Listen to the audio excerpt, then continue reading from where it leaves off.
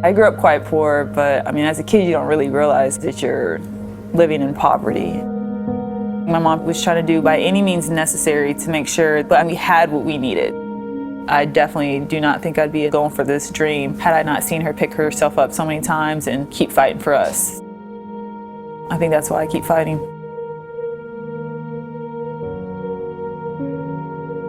The money was getting shorter and shorter and shorter, and I was like at my wit's end.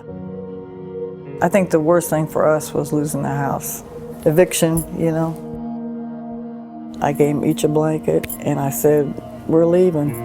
And they said, when? I said, tomorrow. We were homeless, and then I lived in a church basement.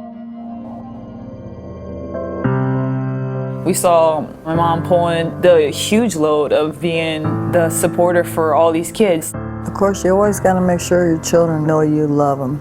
We just did the best we could, really. She wasn't able to go to a lot of my track meets because she was just nonstop working for us to survive.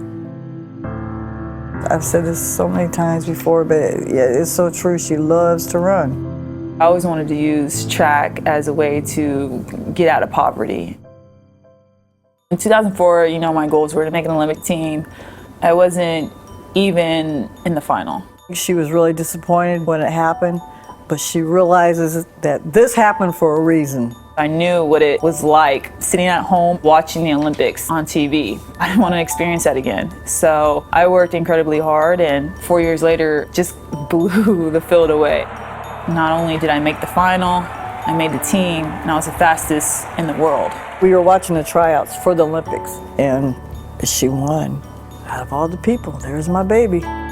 I went from kind of being a no one in everybody's eyes to boom, now the spotlight's on LOLO to win the Olympics.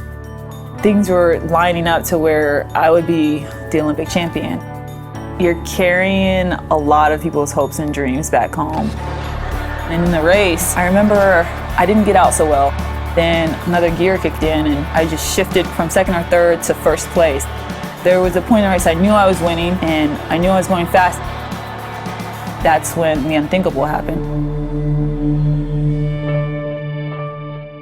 When I crossed the line, then I realized how bad that mistake cost me.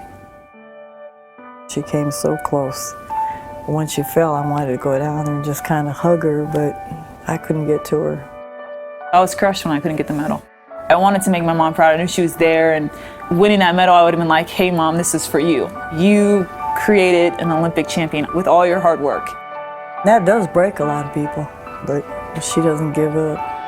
By the time London Olympics comes, I'll be running for 12 years, devoting 2 to 4 hours every day to a race that lasts 12 seconds. I've always used my failures as motivation. It was natural because I'd seen my mom do it her whole life.